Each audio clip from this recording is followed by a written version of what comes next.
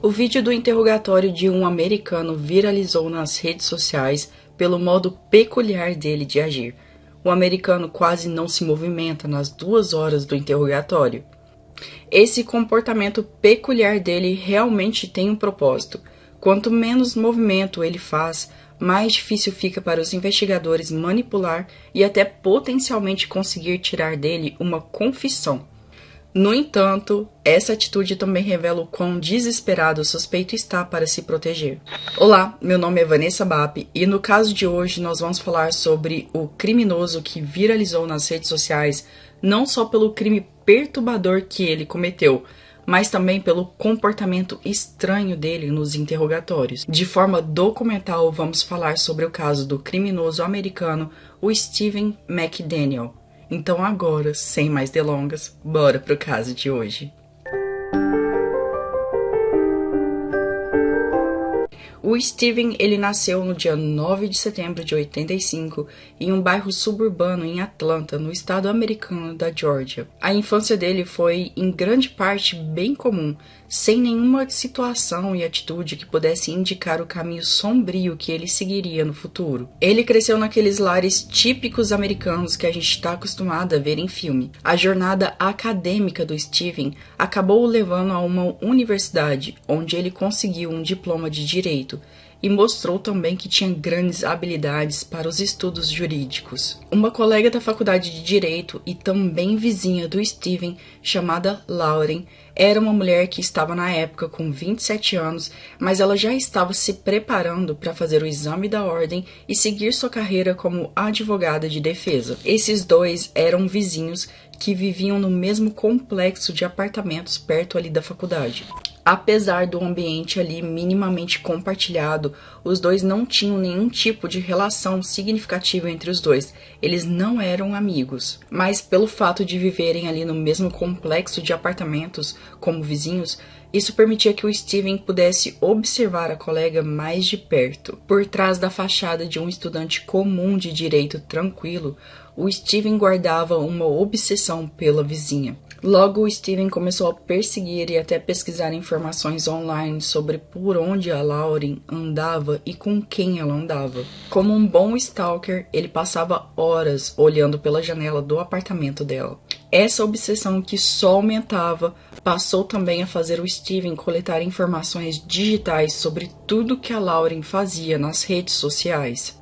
Essa fixação ficou extremamente doentia quando chegou ao ponto que o Stephen começou a planejar o assassinato dessa vizinha. A Lauren, por outro lado, estava focada nos seus estudos e, enquanto isso, o Stephen passava a ficar cada vez mais recluso e cada vez mais obcecado. Nas primeiras horas do dia 26 de junho em 2011, o Stephen invadiu o apartamento da Lauren usando uma chave mestra que ele já tinha roubado, o que indicava como ele tinha calculado todos os passos dele naquele dia. Uma vez que ele já estava dentro do apartamento da vizinha, ele estrangulou a Lauren até tirar a vida dela. Mas o horror em si não parou por aí, porque mesmo depois de cometer esse crime, o Stephen ainda desmembrou as partes dela usando um serrote na banheira do próprio apartamento dela.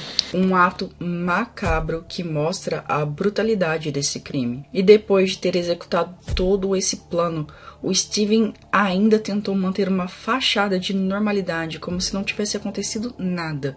Quando o sumiço da Lauren começou a ser divulgado, ele se passou por um vizinho preocupado e chegou até mesmo a dar uma entrevista para a mídia local ali, que posteriormente descreveu o Stephen ainda como um vizinho que era muito gente boa.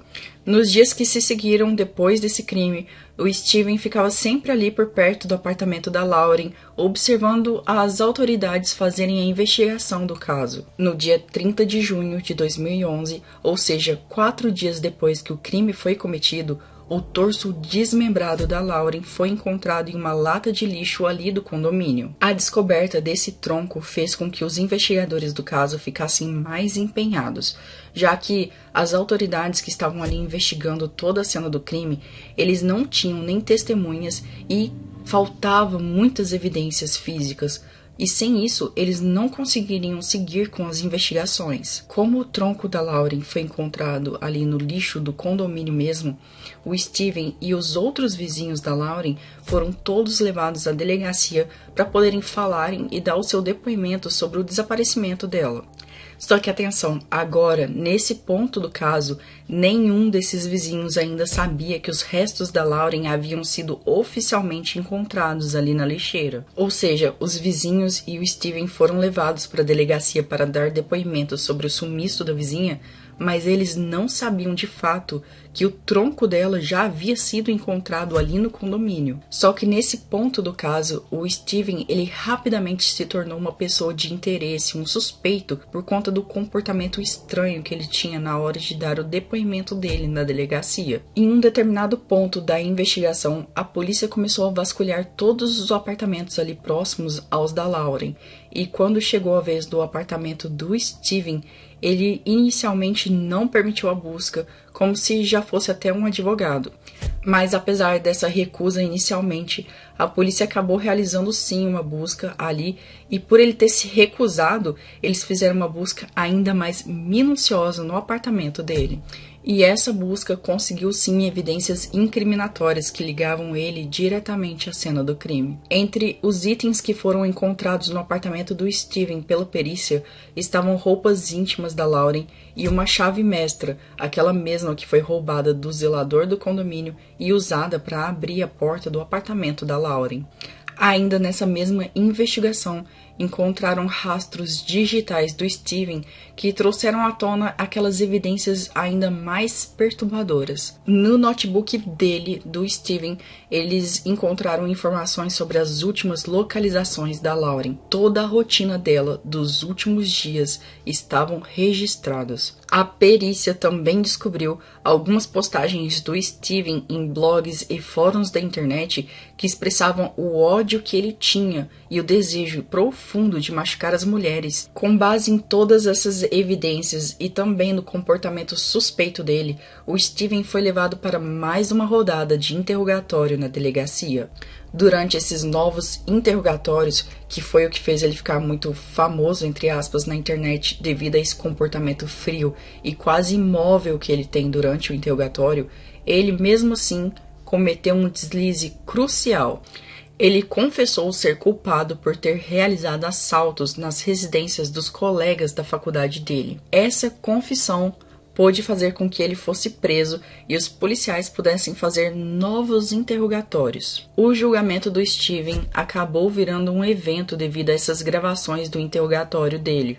As peças-chave da acusação incluíam aquela chave mestra que foi roubada, que ele usou para entrar no apartamento da Lauren, as roupas íntimas dela que foram encontradas no apartamento dele e o comprometedor rastro digital que ele tinha deixado no próprio computador. E nesse computador dele, além das rotas que ele percorria atrás da Lauren, também tinha vídeos dele mesmo olhando fixamente para o apartamento dela através de uma janela. Foi só em 2014, 3 anos depois do crime, que o Steven foi declarado culpado pelo assassinato da Lauren. A confissão dele, no entanto, veio realmente do nada, tanto que pegou até os advogados dele de surpresa. Os advogados acreditavam que o Steven era inocente até aquele momento, o que tornou a confissão um ponto de virada no caso. No tribunal, ele admitiu que ele realmente tinha invadido o apartamento da Lauren, usando realmente aquela chave mestra que ele tinha roubado. Também admitiu que estrangulou a vítima até a morte e ainda admitiu que dividiu tudo ali com uma serrinha no banheiro da própria Lauren. Após se declarar culpado, ele foi condenado à prisão perpétua pelo crime. Enquanto o Steven estava na prisão, ele passou por uma transformação física muito grande. Além de perder uma quantidade considerável de peso, ele passou a maior parte do tempo na enfermaria do presídio. Isso era tão comum que a equipe da prisão achava que ele estava fingindo estar doente, mas na verdade ele nunca passou por testes que comprovassem isso. Depois que o Steven recebeu a sentença, ele não aceitou silenciosamente o resultado do julgamento.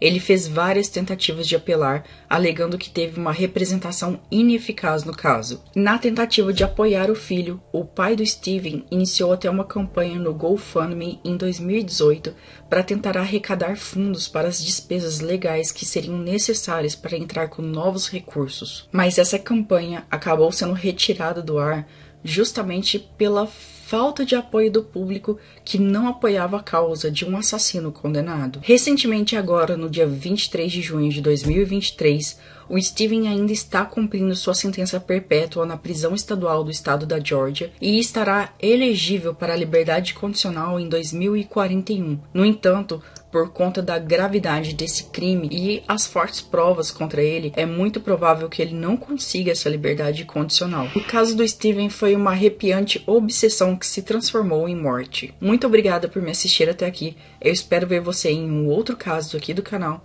e até já!